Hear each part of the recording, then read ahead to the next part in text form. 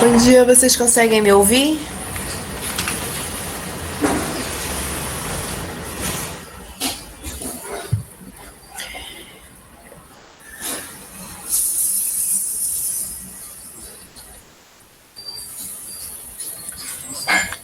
Tá todo mundo, se não houver nenhum problema, eu queria começar perguntando para vocês um pouco como, não na condição de professora, mas agora um pouco na condição de tutora temporária da turma de vocês, como é que estão sendo essas aulas online, se estão funcionando, os vídeos, não só meu, como dos outros professores, se está dando para acompanhar, para abrir os vídeos. Como é que está? Vocês querem falar alguma coisa sobre essa? É bom a gente, se tiver que consertar alguma coisa, consertar agora no início, né, do que esperar para consertar depois. O único que a gente teve algum problema foi com o Patrim, mas ele disse que foi problema com o técnico e já tinha resolvido. Certo. Aí vocês não conseguiram abrir o dele? Não, ele disse que enviou um áudio, mas acabou que o áudio nem chegou. Mas depois foi enviado, depois ele conseguiu enviar. Depois conseguiu. E vocês preferem que seja enviado pelo CIGAR ou pelo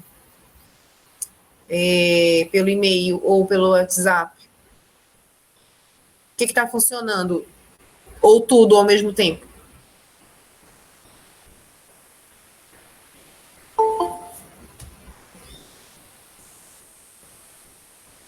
Pelo e-mail? Tá. Eu acho assim que o CIGAR, eu particularmente acho que a gente sempre deve mandar também para deixar institucionalizado, porque lá é o nosso e-mail institucional. Mas acho que lá fica assim, para o registro, né? Uma espécie de ata. Mas não custa a gente também mandar pelo e-mail. Eu acho que tem, então, vocês estão recebendo bem, né? Tá. E como é que estão sendo os plantões? Tá funcionando?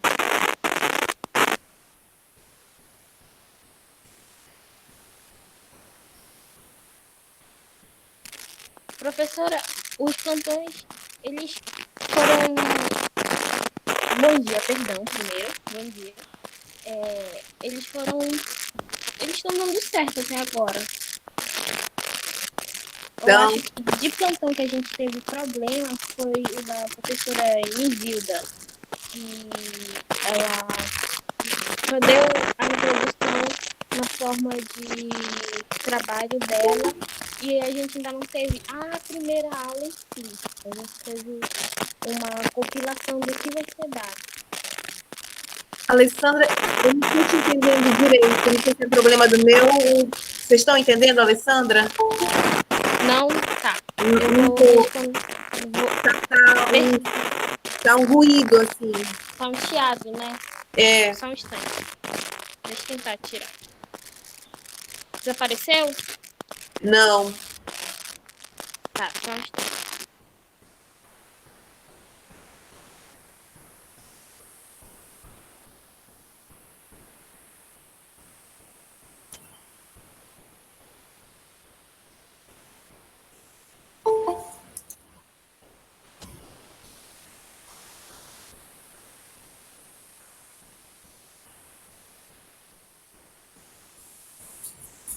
Alguém quer falar enquanto a Alessandra não entra?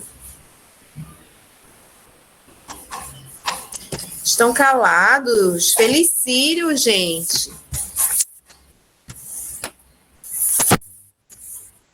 Estão de ressaca ainda do Sírio. Eu acho que a Alessandra estava falando sobre a aula da professora Nesilda, que ela não deu a primeira aula, porque teve um erro, pelo que ela falou no grupo, no plano. Aí ela vai dar a primeira aula ainda na semana que vem, eu acho. Certo. Olha só, eu não tenho conseguido falar tudo em meia hora. Vocês têm percebido que eu tenho mandado em duas partes. Mas é muita coisa, assim. Eu tentei da última, mas fica muito pouco didático, vamos dizer assim. Né? Aí eu estou tentando dividir em duas partes, que é para poder a gente não perder muita coisa dos textos, tá? E aí também vocês podem acelerar, né, quando estiverem vendo, diminuir, enfim. Mas eu peço desculpas, mas eu não estou conseguindo condensar tudo em meia hora. Tá bem difícil. Bom, se alguém tiver ainda alguma coisa a falar sobre as dinâmicas das disciplinas, quiser dar alguma sugestão, que a gente possa estar repassando para os outros professores.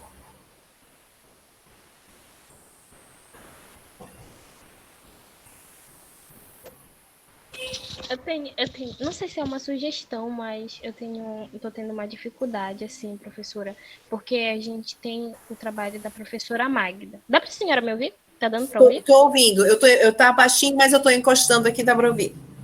Tá. Peraí, só um minuto, Alessandra, só um minuto.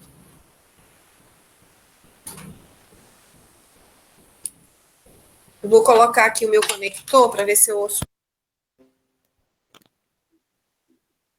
Posso falar? Ok. Eu tô tendo um pouco de dificuldade. Eu não sei se os outros colegas também estão tendo, mas a gente tem um trabalho da professora Magda, onde ela pede a capa, o objetivo e tudo mais. Só que, como eu tô acostumada a fazer aquele cabeçalho de ensino médio, eu não sei como é que eu devo fazer para entregar um trabalho de ensino superior. Então, estou tendo dificuldade com isso. Eu queria saber como é que a gente tem que fazer de um jeito bem mais explicadinho, entendeu? Você me ouve agora? Consegue me ouvir? Sim, sim. Sim. Bom, eu posso te mandar. Você está falando só em termos de capa? Não, eu falo em termos geral. Capa, como é que a gente tem que fazer? A capa, o cabeçalho, Na, né, a ordem assim, como a gente tem que organizar. certo. Em geral, eu posso mandar um exemplo de capa para vocês. São todos assim. Há uma. Pensa assim, numa folha. Lá em cima vem o símbolo da universidade, aí vem escrito Universidade de Serviço Público Federal, Universidade Federal do Pará, Instituto de Filosofia e Ciências Humanas, Faculdade de História, como se fosse o cabeçalho, tá? Mas eu mando depois, posso até mandar pelo WhatsApp ou por e-mail, uma capa tradicional. Aí no meio você põe um título, se houver, do trabalho. Eu não sei como é o trabalho que eu não vi, mas se tiver uma pergunta, não sei se é uma pergunta, tem uma. Aí você põe assim, avaliação parcial, bem assim no cantinho. Depois eu mostro esses espaçamentos. Avaliação parcial, apresentada a disciplina, e que põe o nome da disciplina, que é estudos. Me lembro agora qual é o nome da disciplina da Magda? Introdução aos estudos históricos. Trabalho apresentado para avaliação da disciplina Introdução aos Estudos Históricos. Aí lá em professora Magda Ritt. Aí embaixo coloca Belém 2020. Entendeu? Então ele fica, em geral, fica assim. O cabeçalho centralizado lá no topo. No meio, se o trabalho tiver um nome, uma pergunta, põe no meio. E aqui no cantinho da folha, compactado, como se fosse um. Depois eu mostro esse espaçamento, não se preocupe. Aí vem esse textinho que eu falei. Trabalho para avaliação da disciplina Introdução aos Estudos Históricos, professora Magda Ritt. E embaixo, Belém 2020. Tá? E o teu nome vem embaixo desse cantinho aqui. Então, essa seria uma folha de capa que eu posso mandar depois. Ok. Muito obrigada. O Bruno está dizendo aqui que ela já mandou isso, né? No PowerPoint. Pelo LibreOffice. Ainda não. Aonde ela mandou? Ele está dizendo aqui pelo PowerPoint. E aí você pode abrir pelo LibreOffice. Se não quiser usar o PowerPoint também com Microsoft, que é pago. Ela mandou dizer como é que... Ainda não tinha visto. Tá. Eu acho que ali ela vai dizer exatamente mais ou menos isso que ela está a gente está conversando mais detalhado, tá? Mas depois se você tiver dificuldade, mesmo vendo o PowerPoint, aí a gente pode me mandar pelo chat, tá bom? Tá bom. Não tem problema não. Posso te ajudar em que for necessário. Mas todo trabalho, né, ele vai ter sempre uma introdução, desenvolvimento, uma conclusão e as fontes.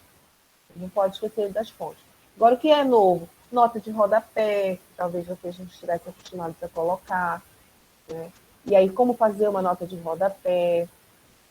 Tem nota de rodapé que é só nota de referência, ou seja, você fala uma coisa que um autor escreveu e põe embaixo o nome do autor. Tem nota de rodapé que é nota explicativa. Então, tu usas um conceito, por exemplo, etnocentrismo. Aí tu não queres dizer o que é etnocentrismo no texto, tu joga para a nota de rodapé explicando lá embaixo do texto o que é etnocentrismo. Essa chama-se uma nota de rodapé explicativa. Essas coisas são um pouquinho mais próprias do trabalho universitário, vamos dizer assim. O símbolo da universidade é obrigatório? Não, não é obrigatório. Pode colocar só lá, Universidade Federal do Pará sem o símbolo, não é obrigatório. Professora? Pois não. O objetivo do texto, assim, eu fiquei meio em dúvida. Ele tem que vir separado, tipo, o objetivo e aí o texto, ou ele vem no corpo do texto, no início? Deixa eu te falar, não existe uma regra, tá, para isso. Tá? É bem... Cada professor passa de uma certa maneira. Ele quer que o objetivo venha separado ou não. Em geral, quando é projeto de pesquisa, o objetivo vem separado. Tanto objetivo geral como objetivos específicos. Quando é um trabalho, eu particularmente, quando é um trabalho de disciplina, né, eu coloco, na introdução, você já fala qual é o objetivo. Na introdução, não precisa ter um item objetivo. Eu coloco na própria introdução. Eu digo para colocar na introdução o objetivo. Entendi, obrigada.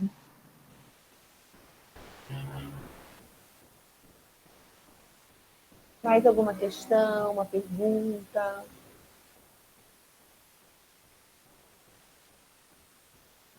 Podemos. Olha, então, não sei se vocês conseguiram abrir as duas partes do vídeo, que é etnocentrismo. E esse momento agora seria para vocês fazerem perguntas, comentários, tirarem dúvidas, né? Fiquem à vontade.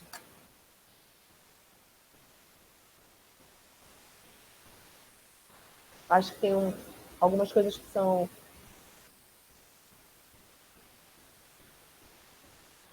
Olha, Thalisson, em geral, as pessoas colocam professor, doutor, professora, doutora.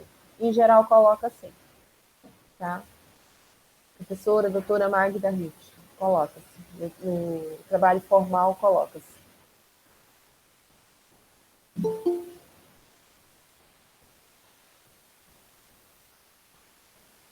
Agora vocês têm que estar também bem atentos à ABNT, viu? Como na hora de colocar as referências bibliográficas na ABNT, isso é crucial, isso é fundamental.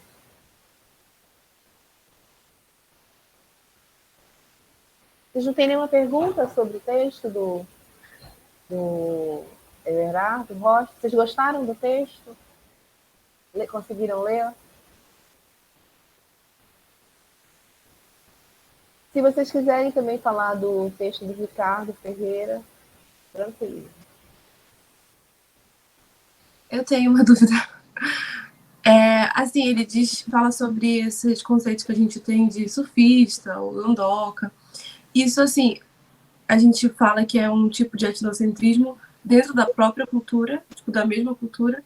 A gente fala que é isso ou tem outro nome? Eu fiquei na dúvida. Que é uma forma de etnocentrismo dentro da própria cultura.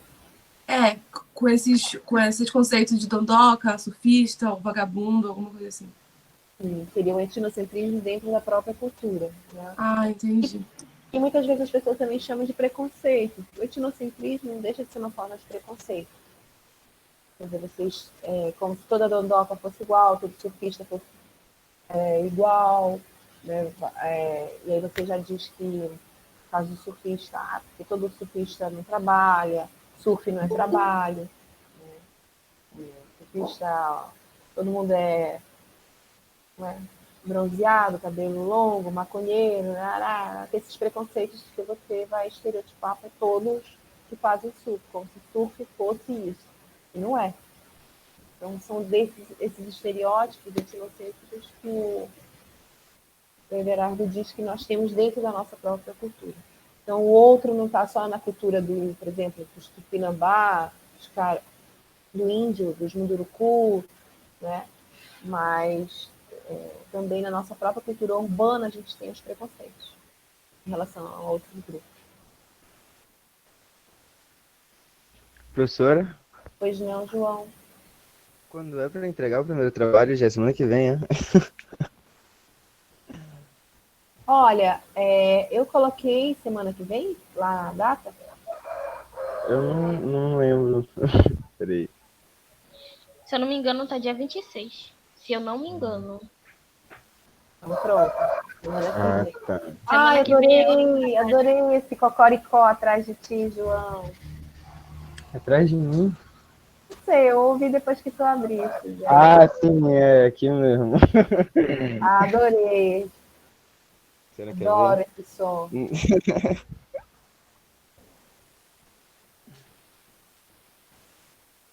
Vocês não têm dúvida, vocês entenderam as escolas todas.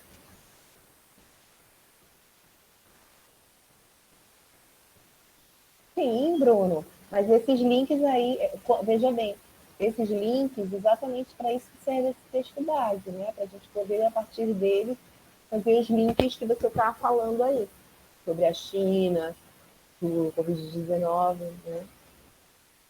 Porque eu acho que o texto, esse texto do Everardo, ele é um texto clássico, que nos ajuda a pensar, e a partir dele a gente pode trazer, com certeza, para o contemporâneo. Mas isso só é possível porque a gente tem esses alunos brilhantes que estão fazendo esses links, como você está sugerindo agora. Se eu fizer tudo no vídeo, vai sobrar. Ah, mas é quando a gente trabalha em história, a gente adora antigamente, Bruno. Tem que falar de antigamente, a gente poder trazer também. Eu acho importante falar do agora, mas antigamente também ajuda muito a gente pensar o agora, você não acha?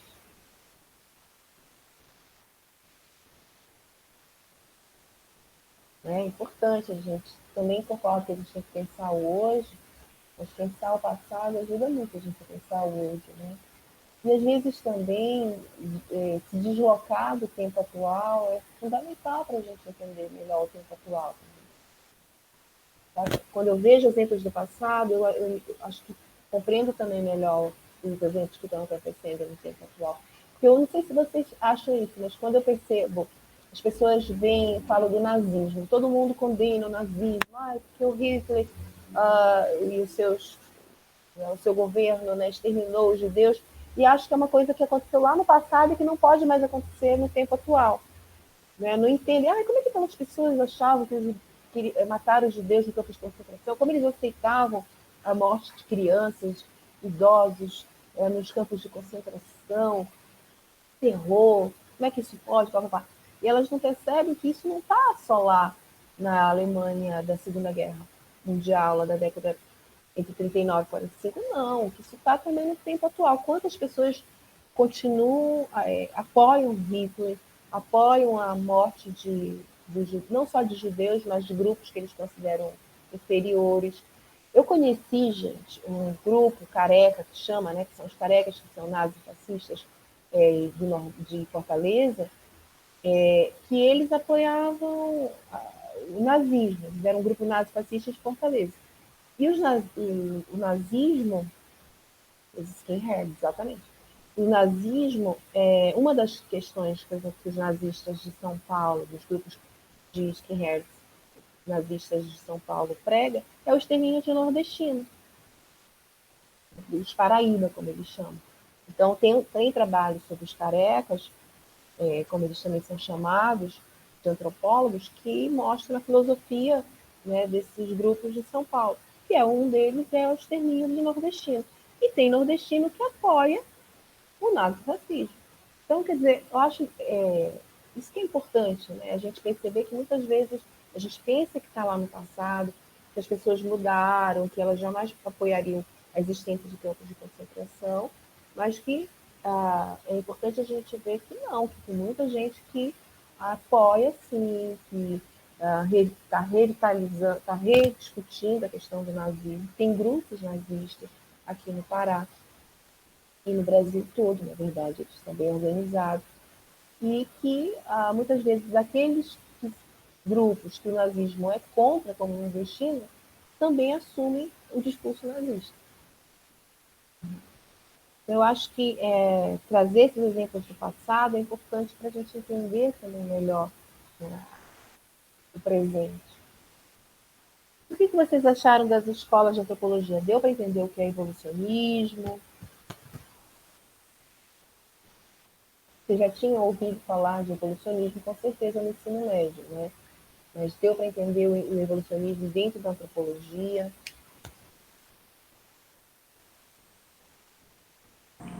Professora, quando ele conta a história do índio com o pastor e o relógio, ele usa a expressão etnocentrismo cordial. E assim, eu posso dizer que isso é um etnocentrismo não expressado, é uma coisa interna, ou ele é expressado sim, mas não atinge a violência? Exato, essa segunda opção que você falou. O etnocentrismo cordial é quando eu sou etnocêntrico, mas eu não estou te exterminando. Eu não estou suprimindo a tua cultura, eu não estou te matando também, não só simbolicamente, mas fisicamente também. Tá?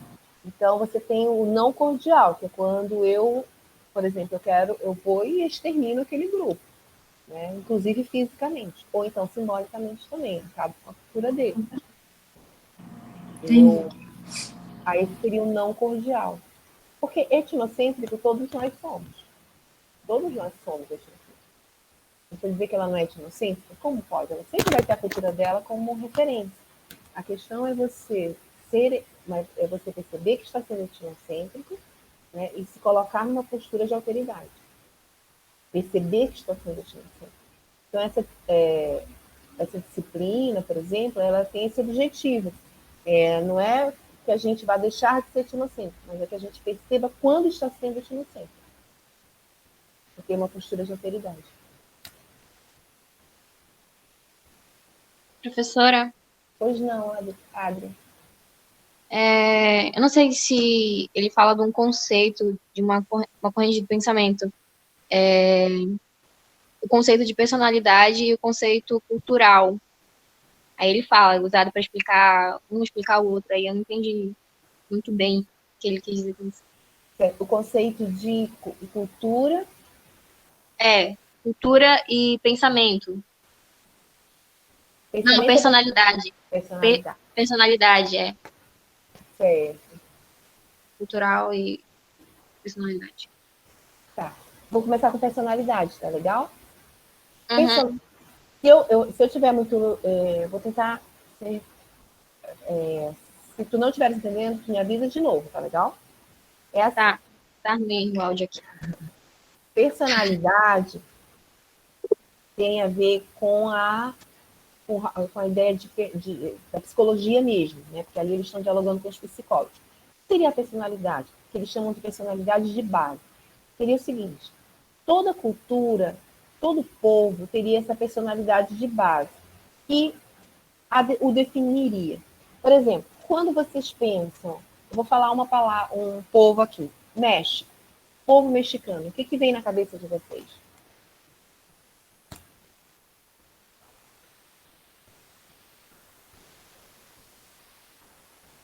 Pode falar? Tem. Pode, é para falar. Me vem aquelas cores muito vibrantes, sombreiro e principalmente o que me chama muita atenção é a celebração do Dia dos Mortos. Isso me chama muita atenção. Exato. De verdade. E se você fosse pensar exatamente, então a questão estética da roupa, né?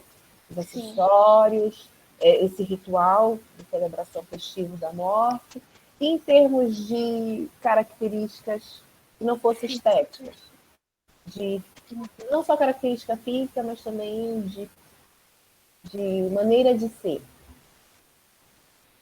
Ai, tacos e burritos, com certeza.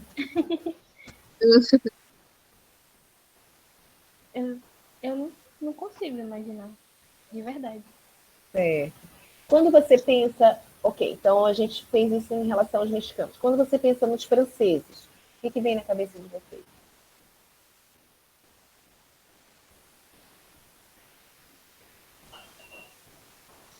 Eu acho que eu penso uma misticidade, sabe? Tanto tem muito brancos e negros. É muito, como é que se fala mesmo?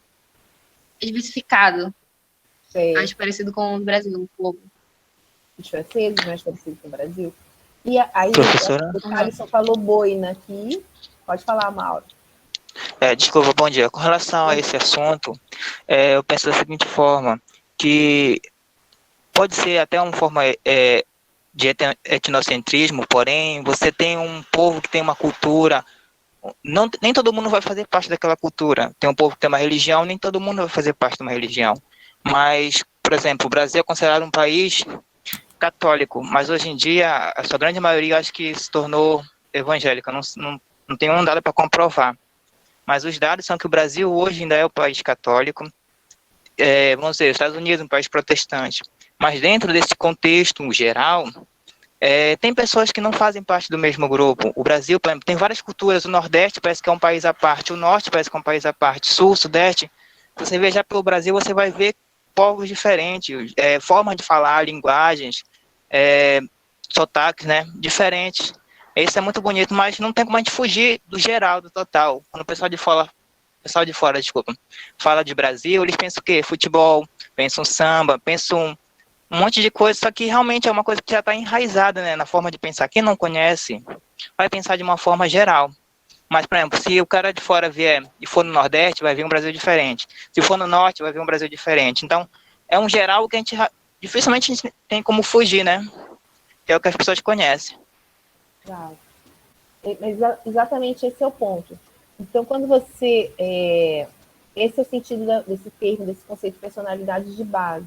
Personalidade de base seria essa personalidade geral, que envolve o que vocês falaram. Alguém falou também da boina, no caso dos franceses. Mas todo mundo também, quando fala dos franceses, fala que eles são pessoas assim, mal-humoradas, muito sérios, muito sisudos. Então, esses estereótipos gerais de roupa, de acessório, de imagens que vêm de rituais, como no caso do futebol no Brasil, a comemoração do Dia dos Mortos no México, e o temperamento, né, formariam essa personalidade de base. Que é exatamente isso que você estava falando, quer dizer, é um geral, seria uma personalidade generificada para todos os grupos sociais, independente das especificidades. Então, seria para caracterizar, né, um grupo maior. Só que assim, eu acho que todos nós sofremos um pouco isso, com essa ideia de personalidade de base. Não sei se vocês são assim, mas quando a gente vai para fora e sabem que a gente é paraense, né, acho que todo paraense sabe dançar carimbó, que todo paraense gosta de maniçoba, de vaca do tucupi, né, que todo paraense é católico e vai ao sírio. Então, a gente, por mais que você... Essa seria a personalidade de base, né, que são esses, não só a personalidade no sentido do temperamento, né, do teu temperamento do povo. Então, disse que aquele povo é um povo receptivo, é um povo acolhedor, é um povo caracterizar uma marca da cultura paraense, a alimentação, a comida. Então, quando a gente recebe alguém aqui no Pará, a gente leva logo para tomar sorvete, a gente leva para provar tacacá, a gente leva para experimentar o vatapá, a maniçoba, né? Então, é uma marca da nossa cultura, a alimentação. Então, isso tudo seria aquilo que constrói essa personalidade de um povo, essa personalidade de base de um povo. Ela é geral? É. Ela cria estereótipos? Cria. Entendeu? Mas é como se ela definisse o conjunto da população. A despeito de, claro, que essa população tem essa diversidade que vocês falaram há pouco. Né? É um conceito, vejam bem, muito usado pela história, pela antropologia cultural americana, como eu disse lá no vídeo, na década de 30 e 40.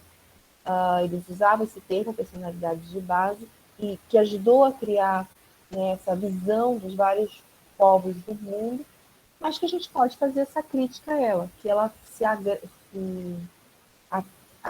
né, alimenta, né, de estereótipos. Ela não só ela se alimenta de estereótipos, porque ela reforça esses estereótipos. Você pensar no mexicano, sombreiro, aqueles chales, uma viola na mão, né, pequitos, burritos. Então, isso tudo é estereótipo? É. Mas você vai encontrar isso no México? Vai. Você não vai encontrar só isso, mas você também vai encontrar isso. Tá?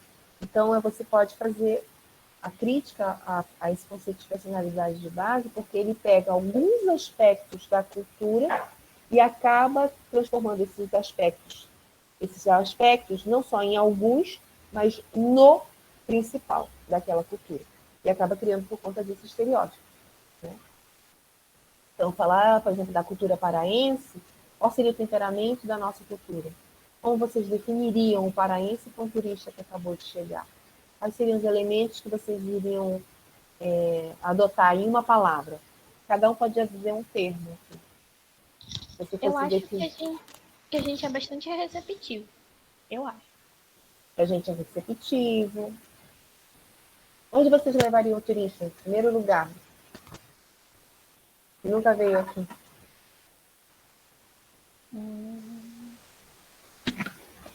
Só pode lugar que pode falar, hein?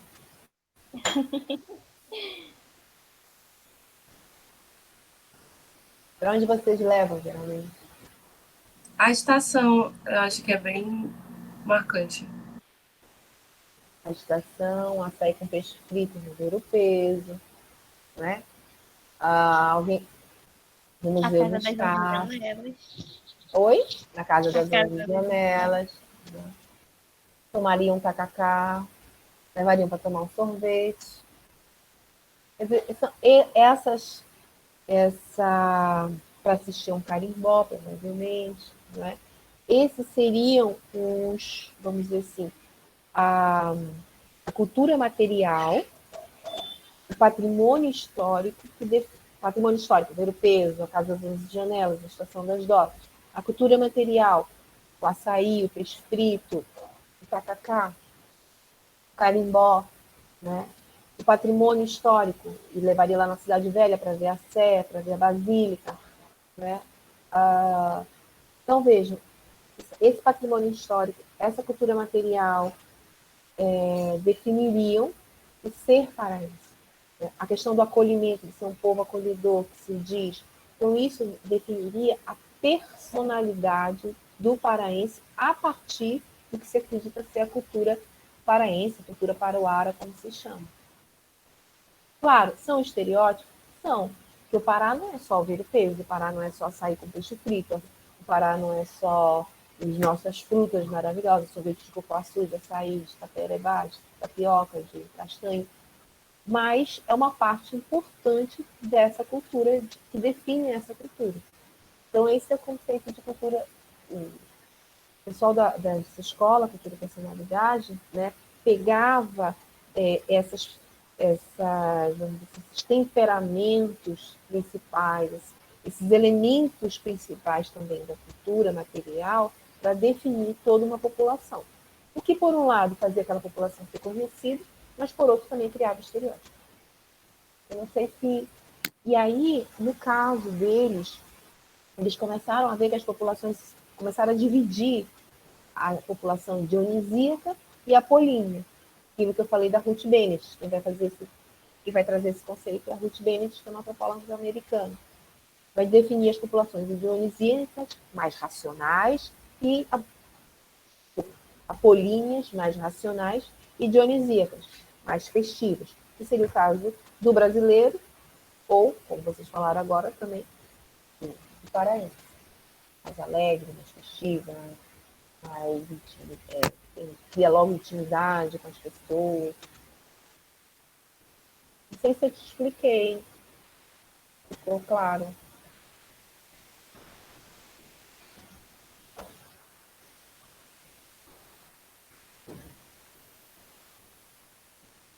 Vocês me ouviram?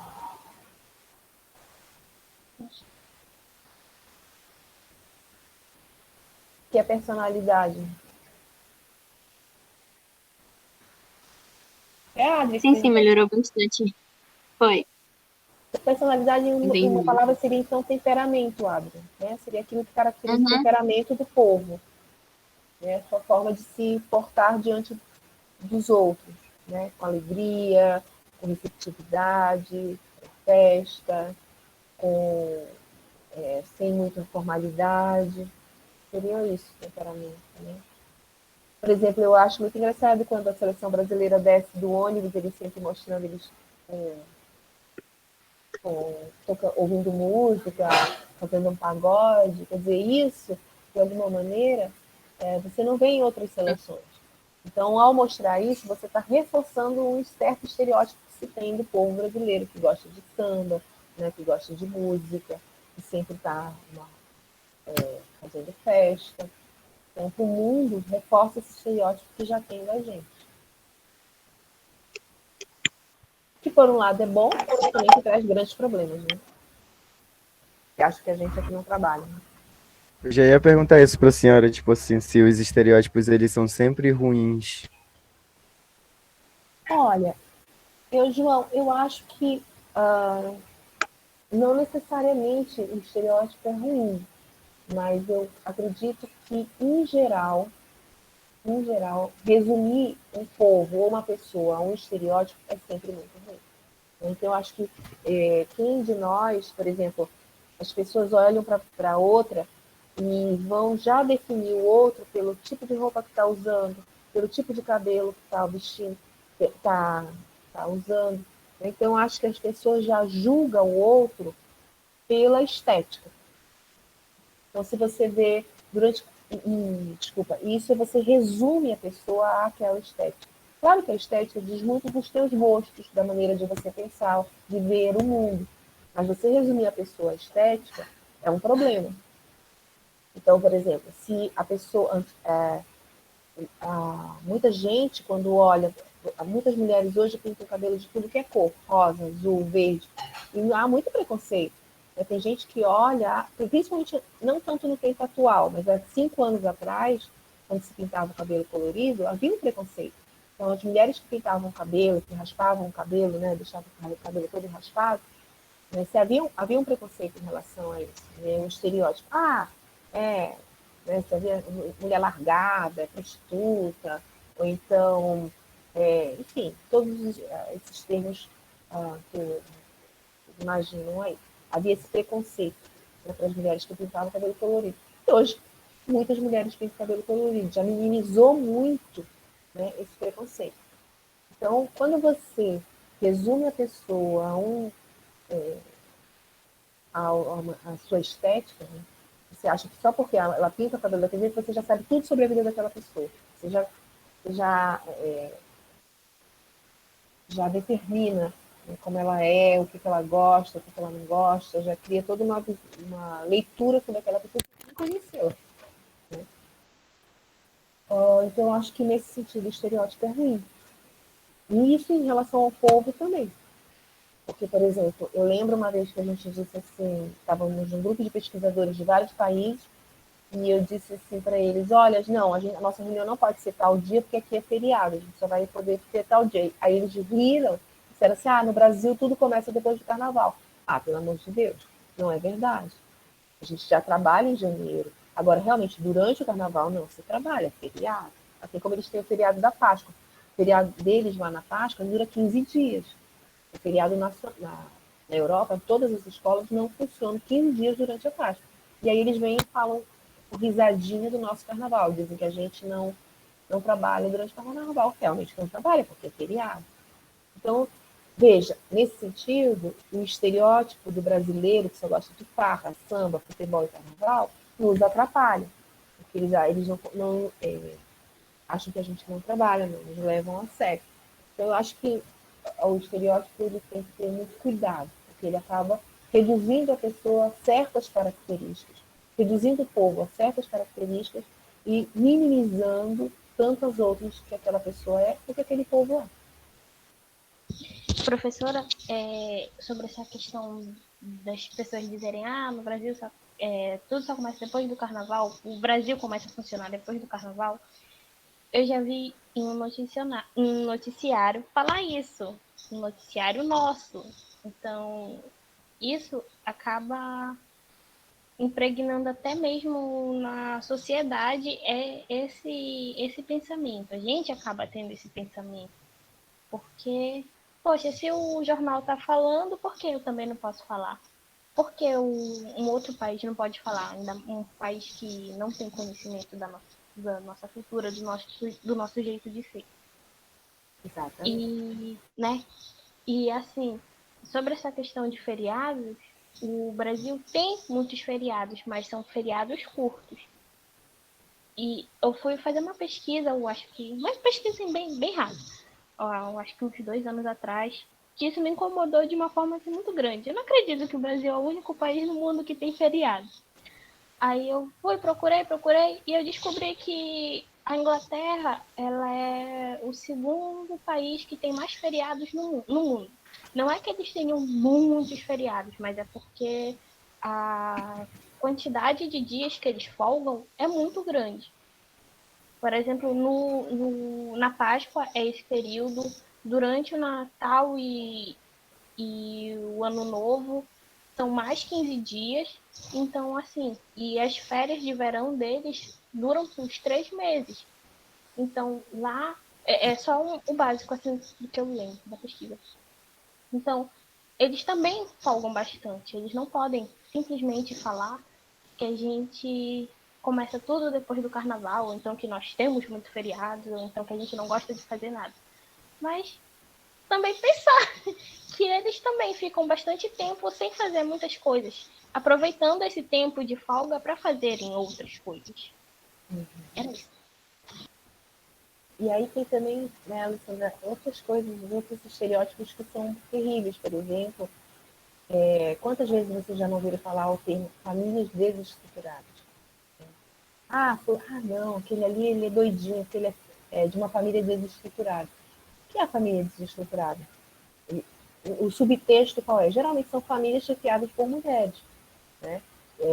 E aí você vê que aquela ideia de que casamento perfeito é casamento formado por um casal, pai, mãe, filhos, né? Quando a gente sabe que muitas vezes a presença de um pai na família não quer dizer estrutura, né? Muitas vezes, quantos pais aí, né, pelo contrário, desestruturam a família. Pais que batem na esposa, que batem nos filhos, pais que abusam de crianças, né, abusam das filhas, né? Então, há esse estereótipo de família perfeita, aquela família que tem o pai, a mãe e os filhos.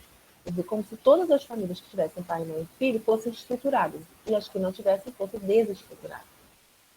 Quer dizer, é uma forma bem míope de ver a coisa. Porque, na verdade, muitas vezes a presença do pai, né, não legitima a estrutura de uma família. Há muitos pais que, justamente por estarem naquela família, desestruturam aquela família. Por a violência que eles cometem, tanto a violência física quanto sexual. Então, só a presença daquele elemento ali, do pai, não quer dizer que aquela família seja estruturada. E outra coisa, o fato da família ser chefiada por mulher não quer dizer que ela é uma família desestruturada. É um estereótipo. Porque por que uma mulher não pode dar conta de criar aqueles filhos? É mais difícil? Sim. Mas isso não quer dizer que ela não dê conta de criar as crianças. Então, você já cria logo um estereótipo. Não, aquele ali é filho de família desestruturada. Quer dizer, você, antes de conhecer a pessoa, já está julgando essa pessoa etnocentricamente. Professora, a gente viu sobre o relativismo de boas, né, que tem que dar a cultura nos seus próprios termos. Assim, como que a antropologia vê algumas culturas ou tribos que assassinam crianças que nascem deficientes? Então, esse é um dos pontos nevrálgicos, vamos dizer assim, da antropologia. Há muitas culturas, há culturas indígenas em que crianças que nascem deficientes são assassinadas. E a antropologia, Tem um trabalho belíssimo, vocês podem estar atrás, da Jane Felipe Beltrão, com o Assis, em que eles falam exatamente sobre isso, né? Nas sociedades daqui do Pará. A Jane Felipe Beltrão e o Assis, eu não lembro o primeiro nome do Assis. E aí lá eles estão justamente falando sobre esse infanticídio em sociedades indígenas paraenses. Mas e uma das coisas que eles argumentam, que vários antropólogos também argumentam, é que você tem que entender isso nos termos da própria cultura. O que isso quer dizer? Hoje em dia é mais complicado, mas pensa, né, antes, no início daquela cultura, quando ela não tinha contato com a cultura ocidental, uma pessoa, para sobreviver no mundo indígena, ela tinha que caçar e pescar. E se uma pessoa não tem condições de caçar e pescar, ela não tem condições de sobreviver naquela sociedade. Então, ela não tem condições, porque dificilmente alguém vai conseguir fazê-lo por si e por ela. Porque os meios são outros, os recursos são outros.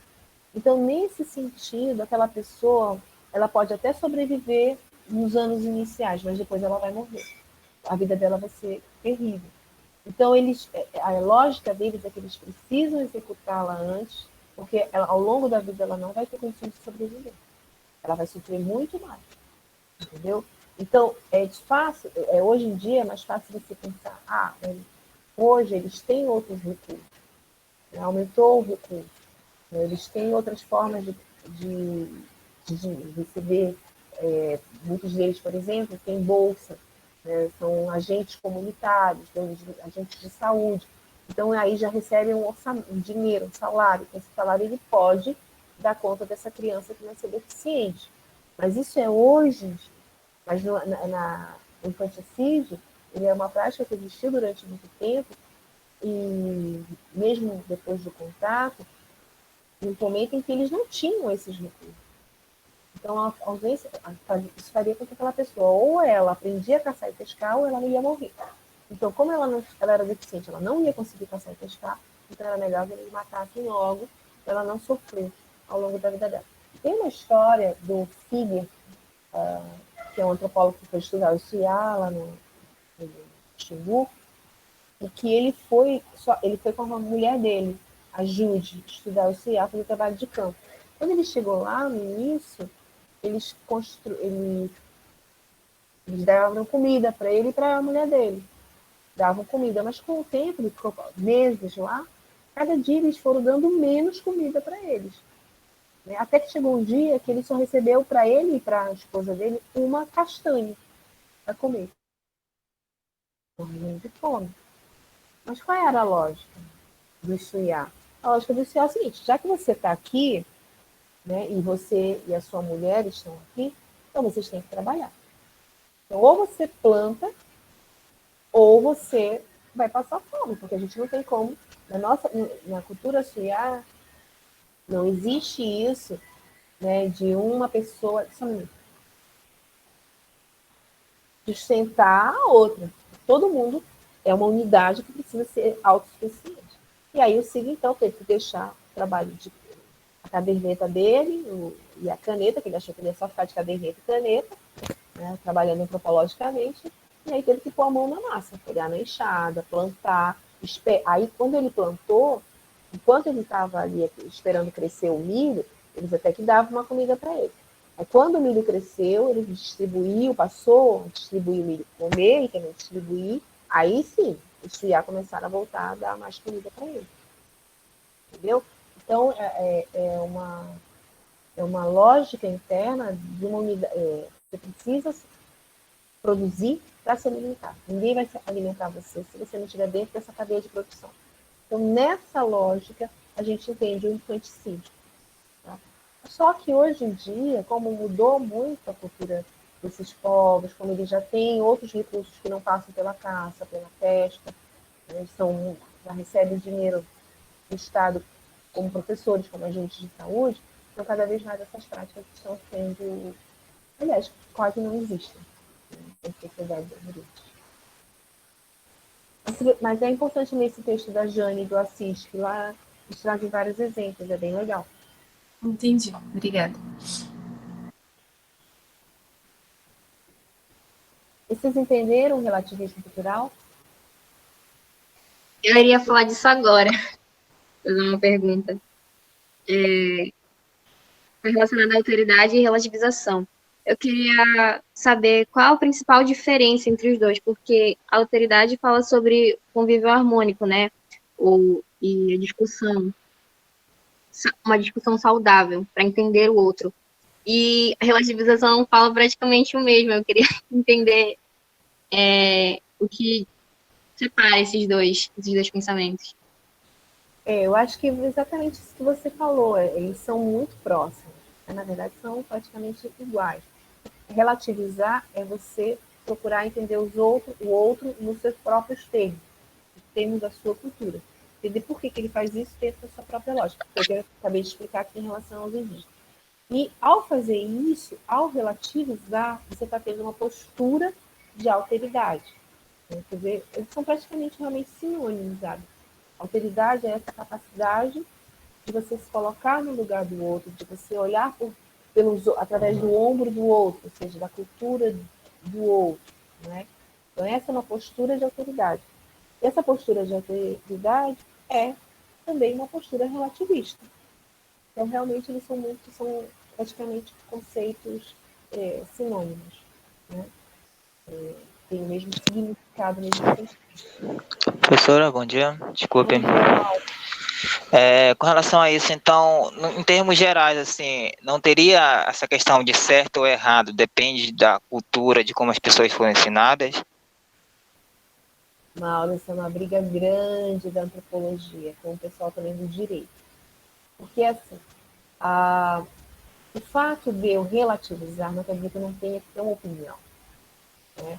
Eu posso entender, por exemplo, eu entendo a sociedade indígena que realiza o infanticídio, isso não quer dizer que eu vá concordar com isso, ou acho que ele é uma prática que deve acontecer. Entendeu? Uma coisa é eu entendê-la nos seus próprios termos, relativizar, ter autoridade. Agora, eu posso ter uma opinião contrária sobre isso. Mas o que eu não posso é exterminar o outro por conta disso. Ter uma postura de extermínio. Bom, gente, então agora está instituído o fim do infanticídio. Entendeu? Ou seja, eu vou me sobrepor àquela cultura do outro porque eu não concordo com aquela prática. Né? Eu posso ter uma opinião, mas como eu vou negociar essa minha opinião, como eu vou fazer esse processo de discussão da minha opinião, apresentá-la ao outro, isso sim, não pode ser uma coisa de intervenção, que eu chego lá apenas e extermino. Isso é uma coisa. A outra é a seguinte, então relativizar não quer dizer que você não tenha que ter uma opinião sobre aquilo. Tá? A outra coisa, que se vocês olharem na internet, há muita ironia em relação à relativização. É como se, relativizar tudo pode. Não, não é que tudo possa. Né? Relativizar é uma postura que você vai buscar primeiro compreender o outro, para você daí sim ter uma opinião sobre aquilo.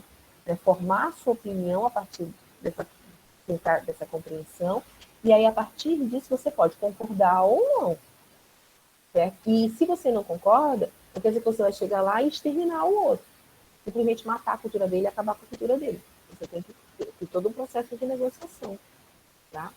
Então, relativismo não é falta de opinião, mas é você ter uma opinião densa, mais complexa, porque você vai ter para depois formar a sua opinião. E mais, porque muitas vezes essa opinião inicial, sem tentar entender, ela é fruto de estereótipo. Você já acha que sabe porque tem os estereótipos na cabeça. Então você vai primeiro tentar se livrar desses estereótipos, entender a complexidade daquilo, para aí se formar a sua opinião. Que não quer dizer que você vai concordar, só porque você entendeu, você não vai concordar. Não é que você vai concordar. Só que você vai ter uma opinião mais, vamos dizer assim, apropriada, né? Mais balizada sobre aquilo. Eu conheço o skinhead, eu conheço a filosofia skinhead, mas é por isso que eu concordo com ela. Eu entendo a lógica deles, mas eu não concordo com eles. Entendeu? Essa é a primeira coisa. A segunda coisa é que há os direitos humanos. Essa que eu comecei falando da questão da antropologia e do direito. Né? O direito, ele trabalha com direitos humanos, que são direitos universais. E um dos direitos humanos, por exemplo, em vários, né, existe o direito da mulher, existe o direito do corpo da mulher, e há várias sociedades africanas, por exemplo, que cortam, né, que fazem aquela operação no clitóris feminino, para a mulher não ter prazer. E os direitos humanos são contra isso. Né? Então, eu sou contra isso também. Mas eu entendo que, para aquela sociedade, né, e para algumas mulheres daquela sociedade, aquilo faz parte da cultura delas e aquilo é importante. Eu relativizo isso, eu entendo esse costume, esse ritual dentro daquela cultura. Não quer dizer que eu concordo. Né? E hoje em dia acabou que a maior parte dos países africanos proibiu. Né? Não sei se eu fui clara, quer dizer, relativizar é entender, é sair dos estereótipos, é compreender melhor a cultura do outro. Isso não significa que eu tenha que concordar, que eu não tenha que ter uma opinião sobre aquilo. Tá? Sim, obrigado. E aí o Bruno está dizendo, etnocentrismo fala mais estuda mais os desdobramentos dos filhos do conceito, como o orientalismo. Sim, o orientalismo é muito estudado, né, Bruno, pelo Said, mostrando como o Ocidente criou uma imagem do Oriente. Né? E aí você criou toda uma imagem das geixas orientais, uma imagem sobre o povo japonês, e criou toda uma imagem do oriental para o ocidental. Então, você pensa em Japão, você pensa naquela música, que eu acho que é o Sudo, né? Naquela música calma, você pensa nas geishas, você pensa num povo cordial, geralmente, né? Você pensa na cultura material japonesa. Muitas vezes também você pensa o Oriente, não só o Japão, mas você pensa o Oriente, a Índia, então você pensa nos véus, né? Que as mulheres usam, escondendo o rosto, não só na Índia, mas em vários outros países da própria Arábia. Quer dizer, criou-se toda uma mística do Oriente. Quem criou? O Ocidente. Particularmente os literatos do Ocidente, os escritores. Criaram essa imagem mítica dos ocidentais. Que é uma forma de etnocentrismo também, com certeza. Vocês sabem que tem um livro chamado Identidade Cultural, e eles não é dos... ai, meu Deus, esqueci o nome do autor. Ele fala do orientalismo e fez trabalho de campo entre os artistas japoneses. E é interessante que a gente pensa sempre que no Japão usa kimono, né? Você pensa no Japão, você pensa no kimono. Só que não se usa kimono no Japão. Há muitos anos já se usa kimono no Japão. O kimono é usado em algumas... mais como uma... Os lugares em que o kimono é usado é justamente para turísticos. Para alimentar essa... E como sabe que o turista vai lá achando que todo japonês usa kimono, que a cultura tradicional japonesa usa kimono, então em alguns espaços turísticos de restaurante se usa kimono, para reforçar esse orientalismo, né, essa imagem.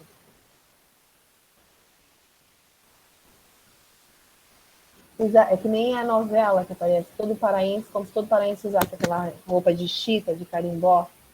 Quantos de nós usamos chita no nosso dia a dia? Quantos de nós usamos roupa de carimbó no nosso dia a dia? Só quando tem festa junina, né? Mas aí as pessoas veem, acham que todo paraense usa chita, usa roupa de carimbó.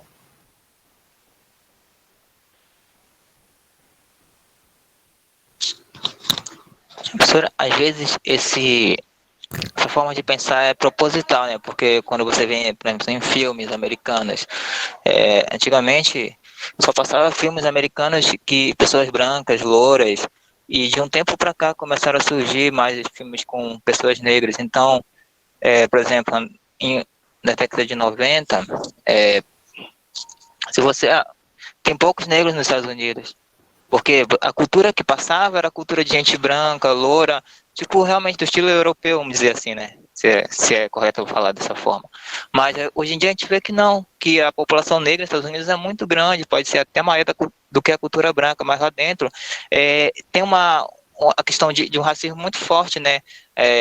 Filmes de brancos mais brancos, filmes de negros são negros. Então, depende com o contato com aquela cultura que você tem, o que eles querem te passar, né? Exatamente, essa imagem. E criar os lugares.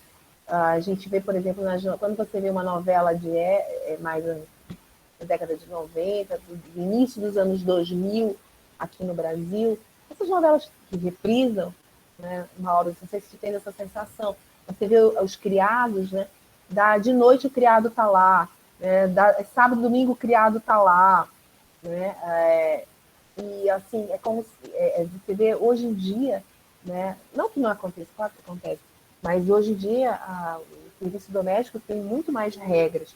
Então, 8 horas de trabalho, né, no sábado trabalha-se até meio-dia, se você for trabalhar domingo, você tem que ter a hora extra, pouquíssimas empregadas domésticas hoje trabalham desde domingo, mas se você vê essas novelas ali pelo início, até agora, até os anos 2005, por aí, você vê os criados trabalhando sábado, domingo, de noite, servindo jantar, né? Então é uma outra realidade, né? Não está tão longe, né? E sempre, nem sempre, mas agora tem esse cuidado, né, de não foi muito denunciado pelo movimento negro, e quando o negro aparecia nas novelas, nos filmes, é sempre naquela condição de empregado doméstico, particularmente as mulheres negras. Sempre elas eram as empregadas domésticas. E aí, com essa questão do empoderamento, cada vez mais aparece como você está falando. Em outros papéis, né? No caso do Brasil, em outros papéis, como advogada, como médica. Então, há para justamente tentar minimamente quebrar esses estereótipos. E começar também, não só ter, mas falar sobre, né, os problemas, né, dessa população. São diferentes dos problemas que um branco tem, né? Mesmo um branco pobre. Obrigado. Professora, bom dia. Bom dia. Um dia desses eu estava no Instagram e eu vi um post muito que me chocou um pouco assim, que era de um fotógrafo que ele estava no Oriente Médio. E aí eu não sei se foi em qual região do Oriente Médio, e ele achou uma caixa em que havia, enfim, tinha uma mulher lá dentro e a cabeça dela estava de fora e as mãos também. E tinha todo um conceito cultural ali, que parece que ela tinha sido adúltera, ela tinha sido abandonada para morrer naquela caixa. E aí ele disse que ele não podia interferir, não podia salvar assim a vida dela, por causa, enfim, não podia interferir na cultura. E aí, quando entrou o assunto do assassinato de crianças na cultura indígena, me veio isso na cabeça. Eu queria saber sua opinião em relação a isso. Uhum. Quando não esse é um dos costumes, né, colocar na caixa, apedrejamento, né, várias mulheres são apedrejadas até a morte, né, eu sou totalmente contra, eu acho absurdo, lógico, dentro da minha cultura ocidental isso é um absurdo, mas e assim, várias mulheres vão lá mesmo, várias mulheres, há não só de mulheres, mas ONGs que trabalham no sentido de não haver mais esse tipo de pena, né, para as mulheres consideradas adultas. Então, há um movimento interno também grande de ONGs, tanto de mulheres como mistas, né, para que esses costumes não ocorram. Tá? Mas a gente não pode, enquanto ocidental, se achar superior a eles porque eles têm esse costume. Essa é a diferença. Porque se a gente não faz isso, a gente não apedreja a mulher adúltera, a gente não coloca em caixa a mulher adúltera, a gente mata a mulher por ciúme, por machismo, porque eu namoro com a menina, ela me deixou e já está com outro, eu vou lá e mato ela. Entendeu? Então a gente não tem esse costume de colocar em caixa, de apedrejar com pedra, mas a gente também mata. Né? Esfaqueia, mata, ou então torna um inferno a vida da mulher. Né? Quantos ex-maridos, ex-companheiros, ou companheiros tornam a vida das mulheres um inferno? Batem, apanham, põem a ferro. Trabalhei em grupos de capacitação feminina, dava treinamento para grupos de capacitação de mulheres, de atendimento de mulheres em situação de violência, que chegavam com marca de ferro. Então, assim, a gente ocidental tende a ler essas culturas como bárbaras, né, porque fazem esse tipo de pena, né, para as mulheres, como se nós fôssemos, como se a nossa cultura ocidental já tivesse chegado num nível de civilização em que nós não tivéssemos mais esse tipo de pena, né? Mas se a gente for, é isso que é a questão da relativização. Vamos olhar então para dentro da nossa cultura, né? Como é que a gente faz? A gente apedreja, coloca em caixa? Não, mas a gente mata, muito, né? Os números de feminicídio diário são enormes. Então, e lá eles apedrejam uma mulher, sei lá, de tempos em tempos. Né? Colocam uma mulher na caixa de tempos em tempos. Aqui a gente mata toda hora uma mulher. Então, por que a gente é superior a eles? Entendeu? Não é que eu não estou dizendo que eles são melhores que a gente, mas o que eu estou dizendo é que nós não somos melhores que eles. Entendeu? Eu acho que todos os dois, eu não concordo com os dois tratamentos, tanto matar na cultura ocidental, que acontece diariamente, quanto colocar em caixa ou apedrejar. Obrigado, professora. De nada. Eu concordo, Mauro, com você. Não faça para o outro aquilo que você não quer para você. Eu concordo também. Mas às vezes a gente também não pode cair. Só um instantinho, Ali. A gente não pode cair também no aí deixa para lá. Porque, por exemplo, às vezes a gente vê uma briga de um homem com uma mulher e a gente não se mete. Então, deixa para lá, é uma questão deles. Que eu acho que também é uma postura perigosa, né? Porque você está assinando embaixo a morte daquela pessoa. Né? Ela está apanhando e você não interfere porque você não. É uma questão do casal. Se há muito isso, é uma briga deles, eu não vou me meter. Realmente, às vezes a gente se mete e dá mal, se dá mal. Mas às vezes a gente se mete e pode salvar uma vida. Adri. Sobre o que o Thaleson acabou de falar, e a Simé também falou, que as mulheres estão buscando reverter isso, tirar isso da cultura delas de serem apedrejadas. Pode-se dizer que isso é por um choque cultural? Acontece também pelo choque cultural? Porque se ela não tivesse contato com essas outras culturas, elas provavelmente não pensariam assim. Ou até poderiam, só que seria muito mais difícil porque seria como uma revolução. Seria aquele povo que iria inventar essa quebra. Uhum. Sim, eu acho que tem a ver com choque cultural, sim. A única coisa que eu acho que, concordo com você, a única coisa que eu acho que tem que ter cuidado é não achar que, aquele discurso, eles tiveram contato com a cultura ocidental, por isso que agora eles estão querendo mudar. Como se a cultura ocidental fosse o símbolo, né, da modernidade, né, dos direitos humanos, não é, da civilização, entendeu? Como se aqui na cultura ocidental isso não acontece. E não é bem assim. Então, é nesse sentido que eu acho que a gente tem que ter, com certeza há um choque cultural, com certeza eles tiveram, o fato de ter contato com outras culturas ajuda a repensar esses costumes, né, na sua própria cultura, mas daí a dizer que é porque eles tiveram contato com a cultura ocidental, e a cultura ocidental, por ser mais civilizada, trouxe essa reflexão para eles, aí eu acho um problema, porque você está tomando a cultura ocidental como se ela não tivesse, que ela fosse extremamente civilizada e essas questões não acontecessem no Ocidente. E acontece. É nesse sentido que eu acho Acontece que é velado, né? Exato. Tem outro, Muito bem escondido. tem às vezes nem velado, né? Mata mesmo e Uhum. acabou isso, né? A Malala, que é um símbolo de resistência por isso, ela estudou e ela foi proibida, né, de seguir no estudo e ela sofreu atentado porque estava indo de encontro, né, à tradição do seu grupo. Né? Então ela dizia, não, eu quero estudar e eu quero que as mulheres estudem. Ela sofreu um atentado por isso.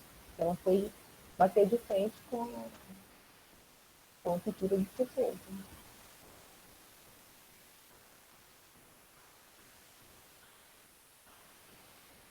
Gente, isso deu para entender a sequência das escolas? O evolucionismo, o relativismo, a cultura e personalidade? Deu para entender a diferença entre elas?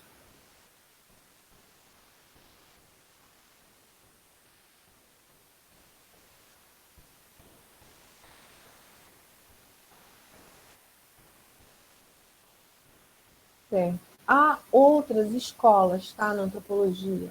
no próprio livro de Everardo, na sequência, ele vai falar da escola francesa, que é o estruturalismo. Se depois, em algum momento, vocês... Isso não está no nosso programa, porque não ia dar tempo de nós vermos. Tem mais duas escolas que a gente teria que ver. A escola francesa e a escola inglesa, tá? Do funcionalismo do Malinowski e no caso da inglesa, o funcionalismo do Malinowski, no caso da francesa, o estruturalismo do Lévi-Strauss. Mas não daria para a gente ver todas as escolas. Se em algum momento alguém quiser saber delas, eu posso fazer um vídeo à parte para vocês, tá? Para quem quiser. Às vezes seria realmente complementar, tá bom?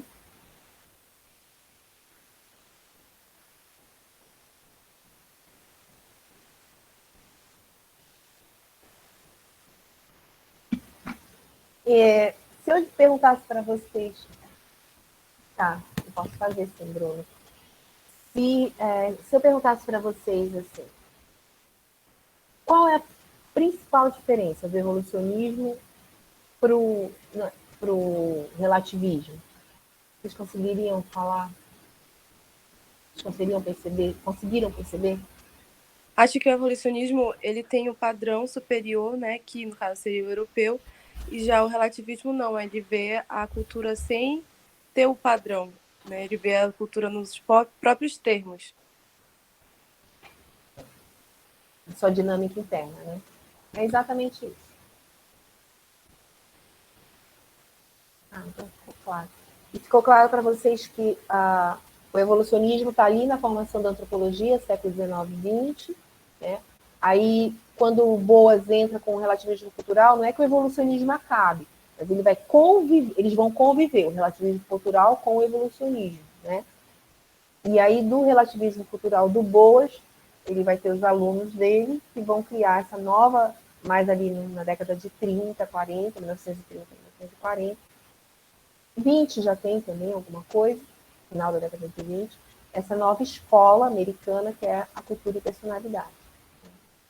O evolucionismo, ele é tanto dos Estados Unidos como da Europa, e a escola cultura, o Boas, desculpa, é da escola americana, e a escola cultura e personalidade também é da escola americana, dos Estados Unidos, tá? Já o que eu falei há pouco, o funcionalismo do Malinowski, que é na Inglaterra, e o estruturalismo do Lévi-Strauss é na França. Por que eu não falei delas e falei da escola americana?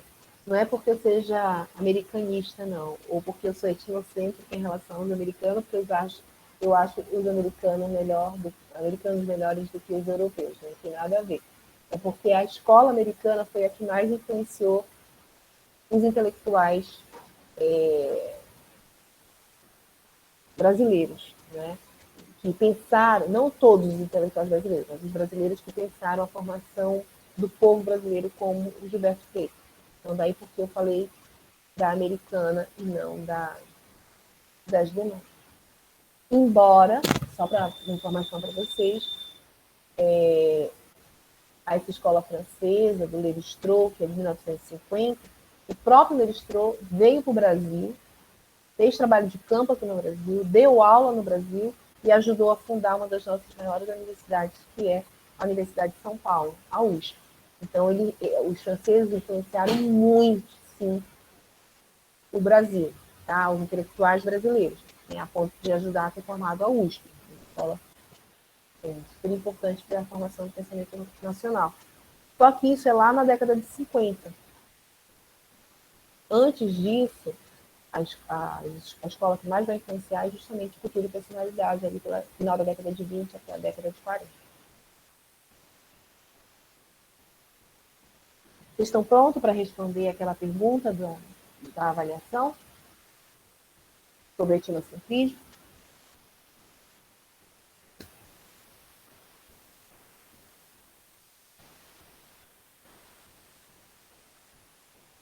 Por que a frase daquela criança que os índios são o melhor amigo do homem? Espero que vamos ver o que vocês vão entender daquilo ali. Em relação ao trabalho, gente, vocês podem usar a mesma estrutura que a Magda colocou no PowerPoint, tá bom? Ela me falou pelo WhatsApp mais ou menos o que ela colocou lá, para mim tá ótimo. Pela mesma estrutura, não tem problema não. Tá, com a mesma capa, não há problema. Não esqueçam sempre que vocês fizerem o trabalho de colocar a referência bibliográfica, tá? O texto que você usou para fazer aquele trabalho.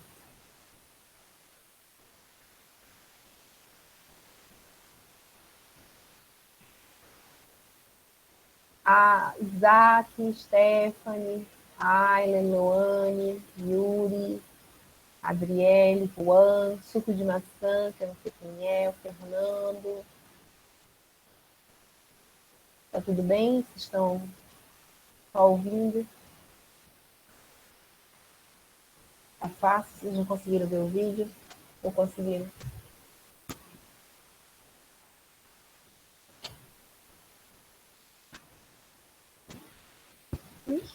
Professora, Oi.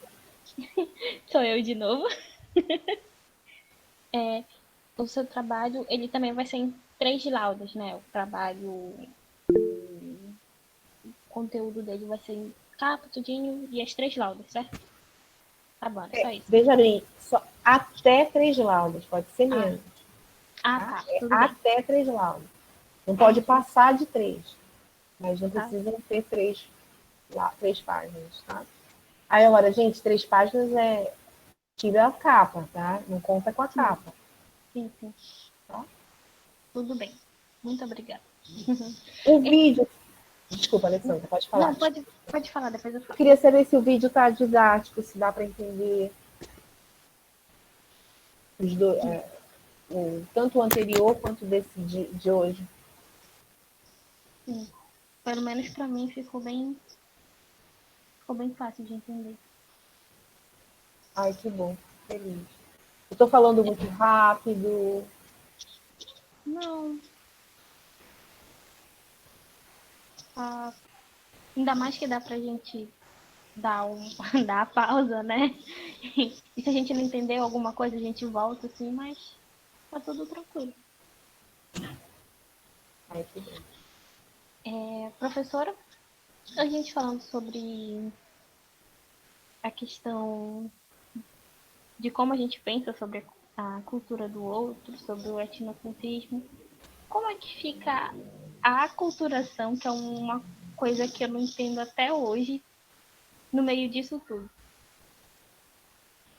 O que é a aculturação? Até hoje ninguém conseguiu me explicar o que é a aculturação. A aculturação, Alessandra, é um conceito que foi muito usado na década de 70, 1970. Não é que ele tenha surgido em 70, mas ele foi muito usado em 70. Que diz o seguinte: o A é negação, o Azinho, né? A é não, sem, cultura. Culturação, cultura. Então, qual é a etimologia de aculturação? Sem cultura. Tá? Então, aculturação. O A significa sem, e culturação, cultura. Então, é um sem cultura, ou seja, é um povo sem cultura. Então, o conceito de aculturação diz o seguinte: está lá a sociedade indígena. Vamos pensar um grupo indígena, como o Issuiá. Eles tinham lá os seus rituais, a sua maneira de ser. Chegam, tem contato com os homens brancos, né, os não índios, e aí esse contato faz eles mudarem uma série de rituais, uma série de formas de ser. E aí vem esse conceito que vai dizer o seguinte, que eles são índios aculturados. São índios sem cultura. Porque eles perderam aquela cultura que eles tinham antes em função do contato. Então, aculturação quer dizer isso, sem cultura. Qual é o problema desse conceito? Tem 2 problemas. Primeiro é o mais fácil. Nenhuma sociedade é aculturada. Toda sociedade tem cultura. A gente viu isso naquele conceito do Tyler, né? Se você tem uma maneira de comer, se você tem uma maneira de se alimentar, de se vestir, você tem seus rituais, você tem o seu patrimônio material e imaterial, você tem cultura. Então, não existe nenhum povo aculturado, ou seja, nenhum povo sem cultura. Essa é a primeira questão. A segunda questão é, nós ocidentais, brancos, queremos que os indígenas vivam tal, a gente acha que índio é só aquele que estava lá vivendo igual lá no período do descobrimento, né? A gente acha que a nossa cultura já mudou. O português que a gente fala hoje não é o mesmo português do Pero Vaz de Caminha, do Pedro Álvares Cabral. Mas o índio tem que falar do mesmo jeito, não pode aprender português, tem que falar só a sua língua tal qual ali em 1500. Né? Nós não vivemos mais como os portugueses de 1500. Nossa maneira de casar mudou, nossa maneira de vestir mudou, nosso pensamento mudou, nossos rituais mudaram. Mas nossa vestimenta mudou, a gente não se veste mais como o Pero Vaz de Caminha e o Pedro Álvares Cabral, lá do século XVI. Contudo, a gente acha que os índios, para serem índios legítimos, têm que se vestir, ter os mesmos tipos de roupa que eles tinham, o mesmo tipo de casa, de roupa que eles tinham lá no século XVI. Então, a gente acha que se eles não são daquele jeito, eles são aculturados. Eles perderam a sua cultura original. Então, o que a antropologia questiona é que nenhuma cultura se congela, nenhuma cultura fica fixa no tempo. Né? Ela não fica congelada no tempo. A cultura, uma das características da cultura é justamente ser dinâmica, é ela mudar. Então, não é porque ela muda e ela é dinâmica, que ela não é mais como ela era há 20, 30, 100, 200 anos atrás, que ela deixa de ser cultura. Ela é cultura, sim, modificada, transformada, né? Mas ela é cultura, porque toda cultura é dinâmica, toda cultura é processual, ela se transforma, seja a ocidental, seja a indígena. Então, se você não vê o índio de tacape, colar, ou como ai, esqueci o nome. O meu nome? Cocá. De cocá, tacape, com pena, você acha que não é isso. Se você ouvir com calça jeans, relógio, carro, isso não é mais índio. Isso já é da cultura ocidental.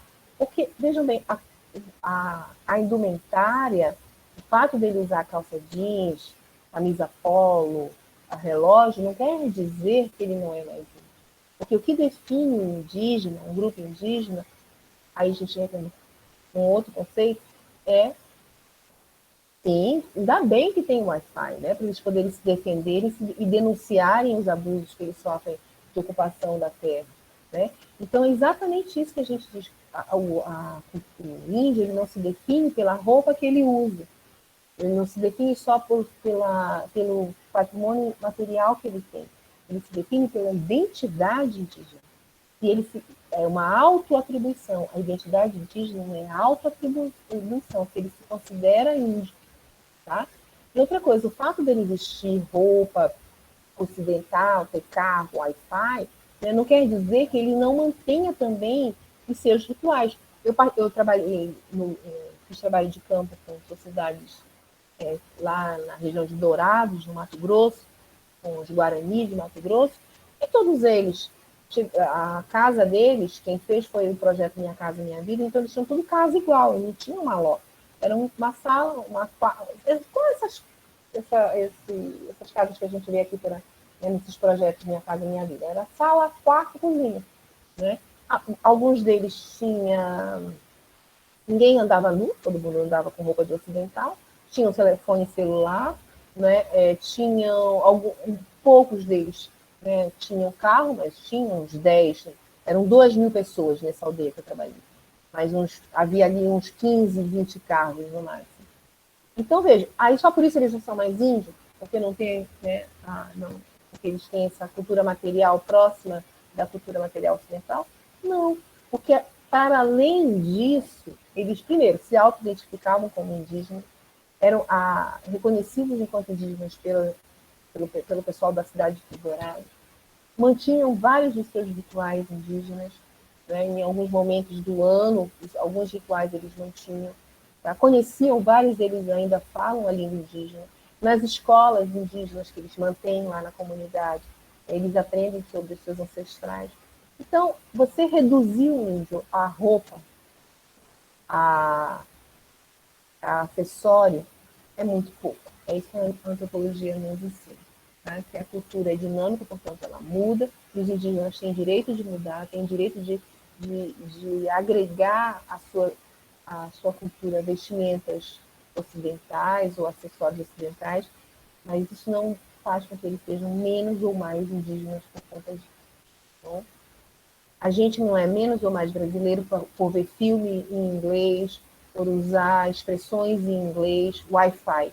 Wi-Fi é uma expressão americana, e a gente fala, e a gente não é menos brasileiro por fazer isso. Eu não vou dizer... Não sei se eu te consegui, Alessandra. Então, o termo aculturação... Desculpa, só então para eu... Desculpa. Aculturação quer dizer que aquele índio não é mais índio porque ele está aculturado, ou seja, porque ele já incorporou coisas da cultura ocidental. É complicado você dizer isso, porque não é pelo fato de ele ter incorporado alguns costumes da cultura ocidental que ele perde totalmente os seus costumes. Ele está aculturado. Então, é um termo preconceituoso. É um termo etnocêntrico, que acha que o outro tem que ter uma cultura congelada e nós não. Seria o mesmo que comparar, no exemplo do índio, seria o mesmo que comparar esse índio dizendo que ele fez apropriação cultural, que é outra coisa assim que... Ele fez o quê? Apropriação cultural, que é outra coisa assim que...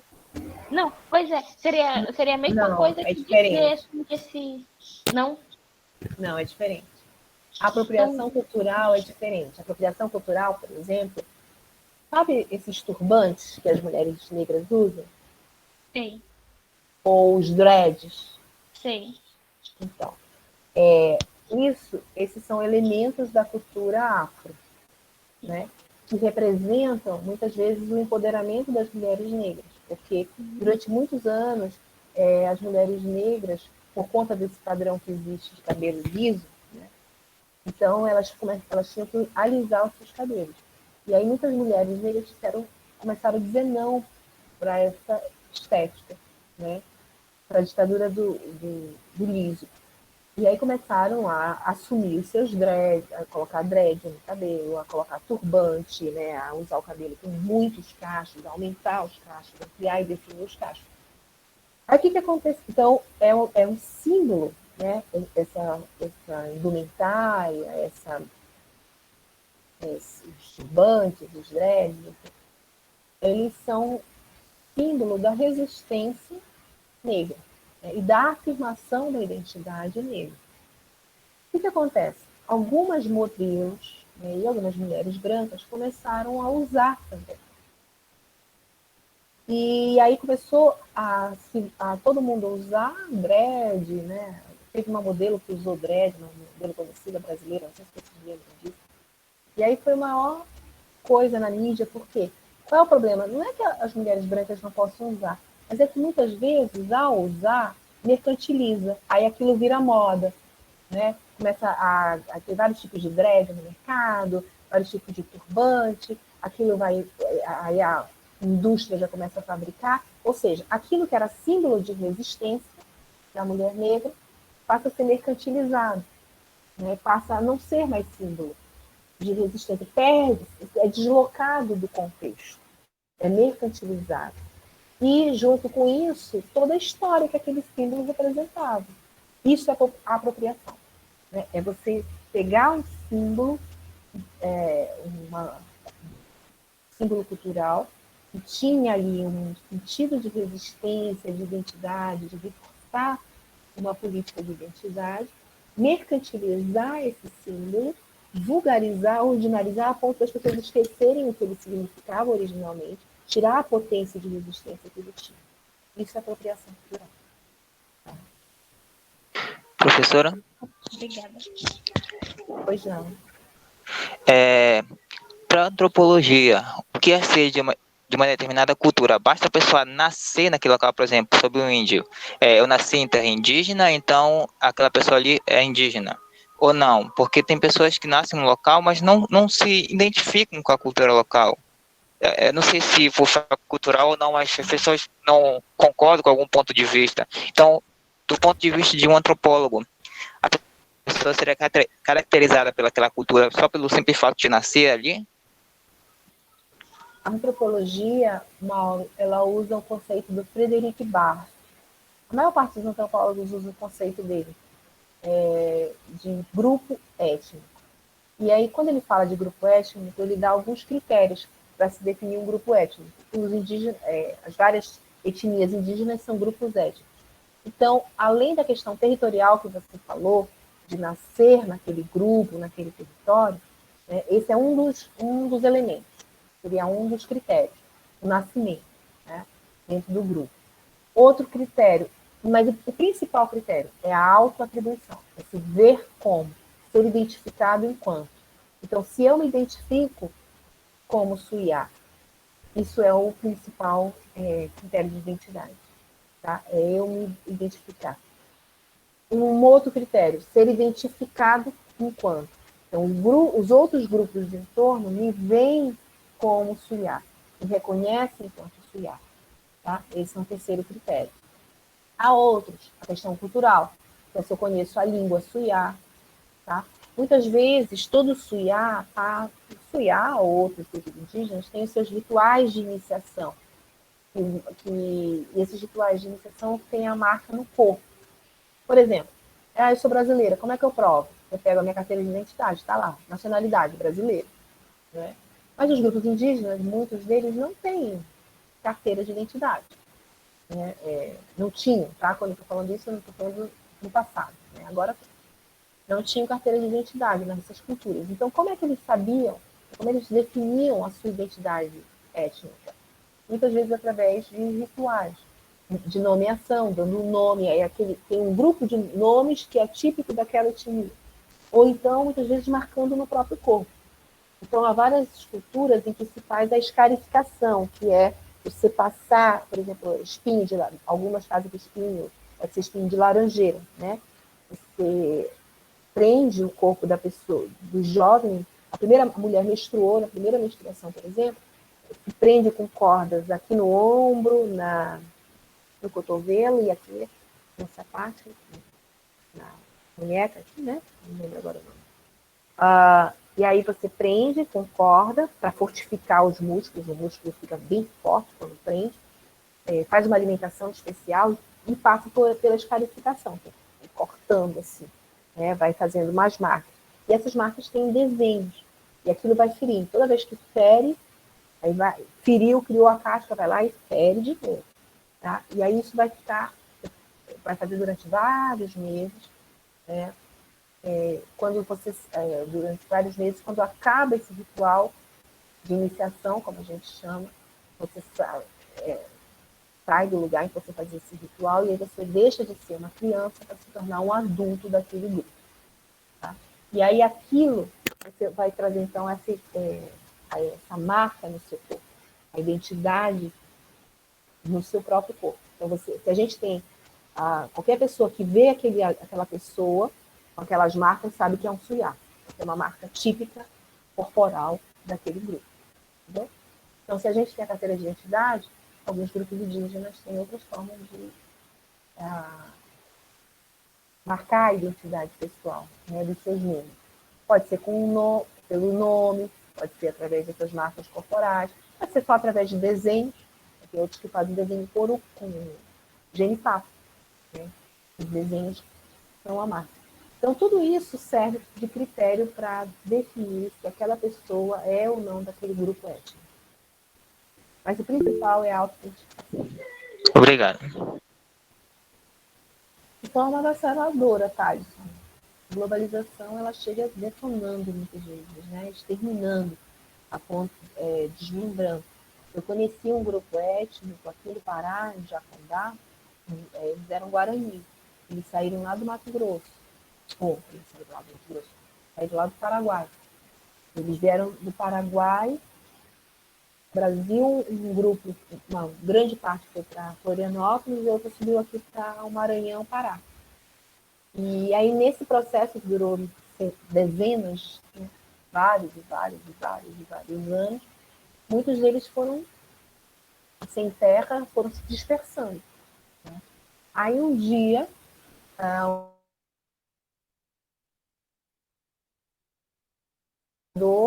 uma fazenda lá no Maranhão. E um padre os ouviu falando. E ao ouvi-los, ele viu algumas palavras, algumas expressões que chamou a atenção. Esse padre era um linguista, ele conhecia a língua guarani. E aí ele foi procurar ouvi-los, né, e ouvir a história deles, e o padre foi quem descobriu que eles eram guarani, que tinham vindo dessa primeira, né, caminhada que os guaranis fizeram partindo do Paraguai, seguindo uma parte do mar, Santa Catarina, e uma parte veio para o Pará.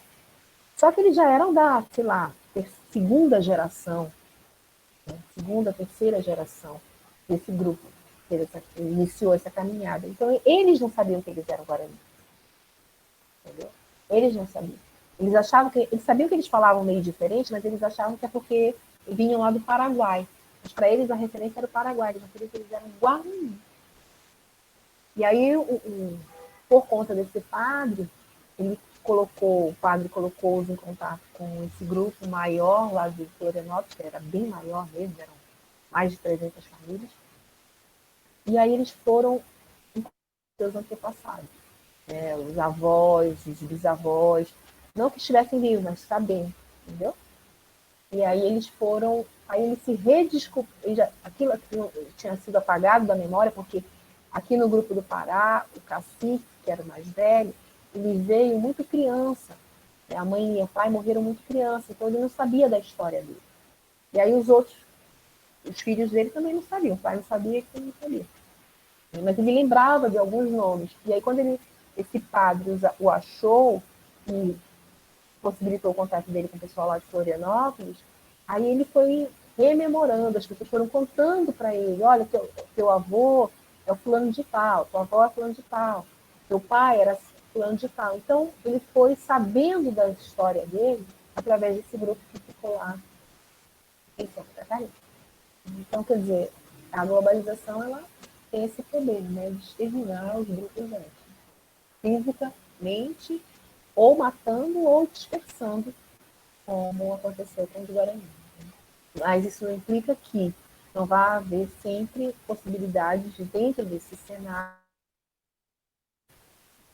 de haver resistência.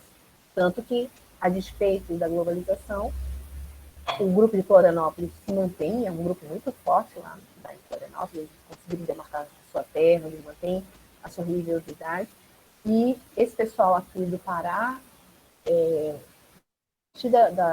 da pastoral da terra, que tinha esse padre como líder, né, como liderança, uma das pessoas que era da pastoral da terra, conseguiu também uma demarcação de terra, e hoje eles vivem lá em Jacundá, e só estão aumentando.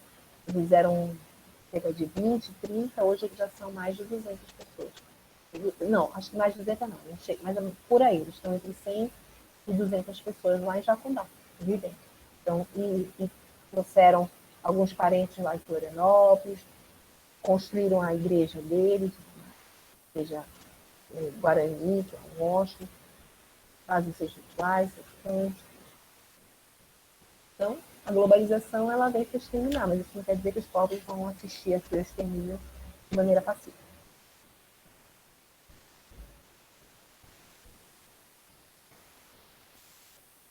Mais alguma questão, gente?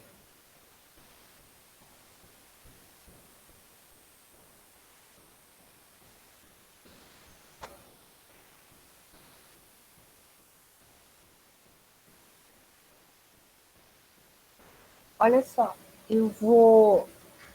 a gente pode, se não houver mais nenhuma questão, a gente pode dar um tempinho, mas eu ainda vou ficar por aqui até meio-dia, tá bom? Se alguém quiser vir no privado, me perguntar alguma coisa, tá? Se alguém estiver vendo o vídeo agora e ficar com dúvida, até meio-dia eu estou por aqui, tá? Vou dar só um intervalinho de 5 minutinhos, tá bom? Vou dar uma pausa para mim de 5 minutinhos e aí eu retorno. Aí eu fico aqui até meio-dia para quem quiser tirar alguma dúvida, fazer alguma pergunta ou fazer algum comentário, tá bom? Ok?